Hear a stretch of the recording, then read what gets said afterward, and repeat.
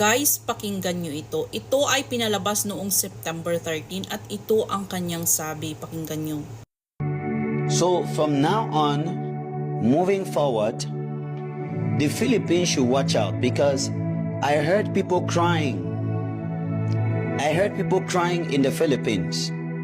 And when I heard people crying in the Philippines, I looked to see what is making them cry.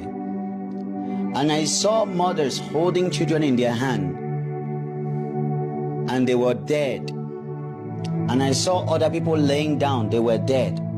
And then when I looked to what made them dead, I saw a strong earthquake that hit the Philippines. I saw a strong earthquake that hit the Philippines.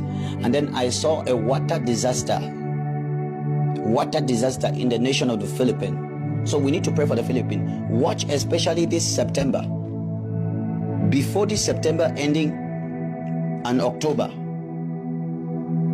and November, these 3 months, the Philippines should be watching out for this thing I just mentioned.